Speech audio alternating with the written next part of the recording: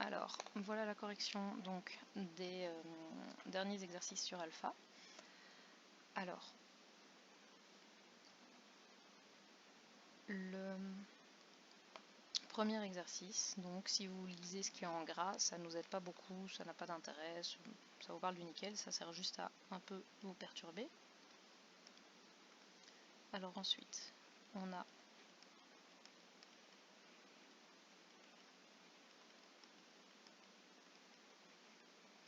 qu'est-ce qu'on dit? Donc on dit qu'on obtient ce nickel suite à cette réaction-ci, qu'on arrive à un état d'équilibre de Kc est égal à 400 et qu'on cherche la concentration à l'équilibre. Donc on a initial, ce qui varie et à l'équilibre, et on cherche la concentration à l'équilibre de CO2. On est dans un volume de 8 litres et on dit qu'on a le NiO qui est en large excès en présence de 8 moles de CO. Alors, on est dans un volume de 8 litres, mais la constante d'équilibre n'a pas d'unité. Donc ici, il n'y a pas d'unité. Pourquoi? Parce qu'il y a une mole et une mole et une mole et une mole. Donc on a une constante d'équilibre avec une même grandeur à droite et à gauche.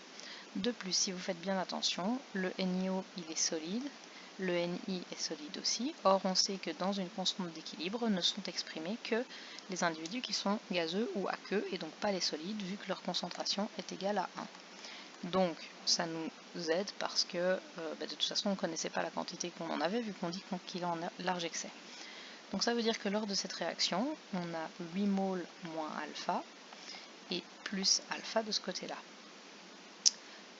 Et on peut ne pas diviser par le volume, même si en soi, voilà, il faudrait, mais on peut ne pas diviser par le volume parce qu'en fait on va diviser par 8 et diviser par 8 et que les 8 vont se simplifier dans la constante d'équilibre, c'est ce que je vous avais montré dans la précédente vidéo de correction.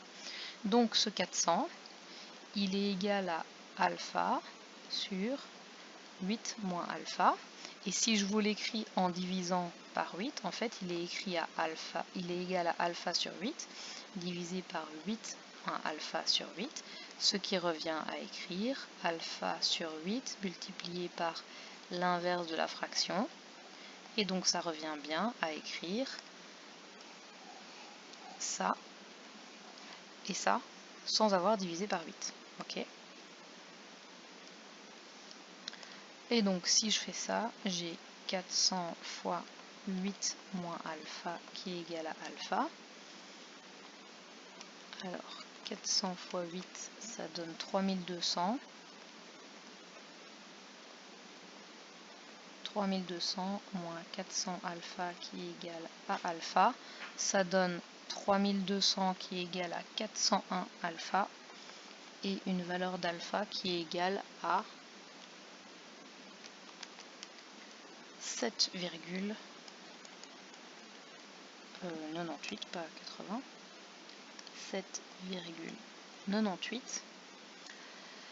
La question était quelle est la concentration en CO2, mais attention, on a 7,98 moles dans 8 litres.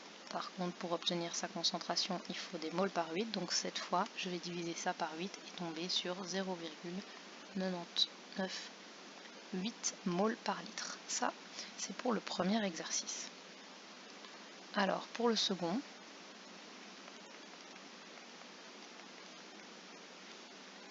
alors il est un peu plus compliqué. On a un delta H qui est plus, donc une réaction qui est endothermique. On dit que tout le monde est gazeux, donc ça veut dire qu'on n'en laisse pas tomber. Et à 600 degrés, dans un récipient de 7 litres, on constate que à l'équilibre, donc on a l'état initial, la variation, et puis l'équilibre. Et à l'équilibre, on a 1 mole, 2 moles de B, 3 moles de C et 4 moles de D. On demande de calculer Kc. Alors on sait que Kc, c'est égal aux concentrations à l'équilibre, donc il faut mettre des moles par litre, et ici j'ai des moles. Donc pour obtenir des concentrations, je vais à chaque fois diviser par le volume. Cette fois-ci, par contre, je suis obligée de le faire. Pourquoi? Parce que ma constante d'équilibre va avoir des unités, parce que je n'ai pas le même nombre de moles à droite et à gauche.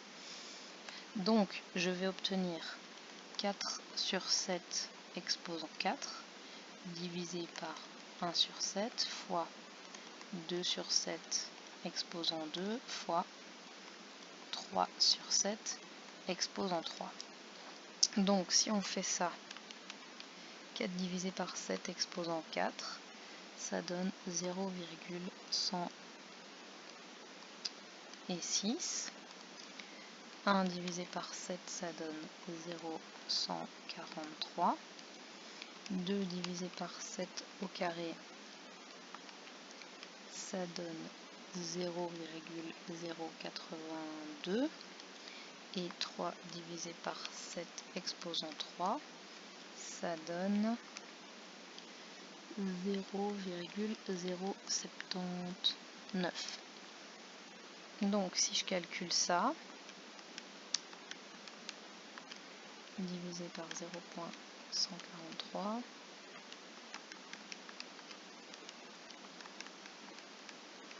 je tombe sur 115,075 et pas 53 comme dans la précédente vidéo, donc 115,075. Et alors il y a des petites marges parce que comme on travaille avec des chiffres et des carrés et tout, donc vous pourriez être à 117 comme à 113. Les unités, on a des moles par litre exposant 4 sur des moles par litre exposant 3, 4, 5, 6. Ça se simplifie, il reste donc des moles par litre au carré. Donc ça veut dire que ma réponse, KC, est égale à 115,075 litres carrés par mole au carré. Ça, c'est la question A. La question B, alors dans le même système,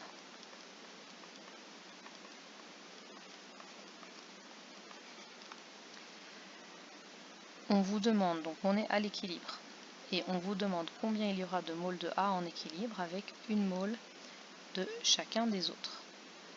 Alors, on est à l'équilibre, ça veut donc dire qu'on sait qu'à l'équilibre, KC, soit 115,075, est égal à la concentration, alors attention, on est toujours dans 7 litres, donc ça veut dire que je vais tout diviser par 7. Et donc, ce KC est égal à 1 septième exposant 4, divisé par x, le nombre de moles qu'on cherche sur 7, fois 1 sur 7 exposant 2, fois 1 sur 7 exposant 3. On va isoler x, donc on a x sur 7 qui va être égal à 1 septième exposant 4 sur 115,075 fois 1 sur 7 exposant 2 fois 1 sur 7 exposant 3. Alors on va détailler, histoire de ne pas faire les mêmes erreurs deux fois. On a x sur 7 est égal à 1 divisé par 7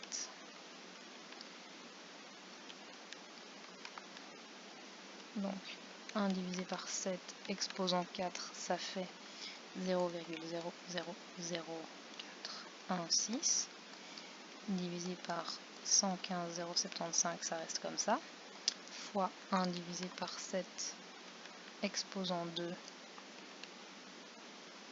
ça donne 0,020, et 1 divisé par 7 exposant 3, ça donne 0,002. On calcule ça, ça donne 0,00416 divisé par 115,075.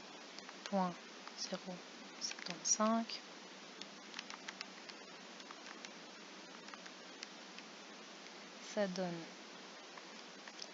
x sur 7 qui est égal à 0,0903. Donc x est égal à ça fois 7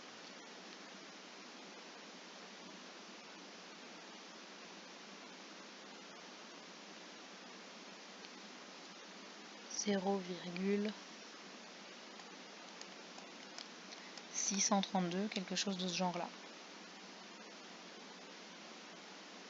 donc en fonction des arrondis que vous avez pris et du 115 ou du 117 que vous avez obtenu là-bas au-dessus.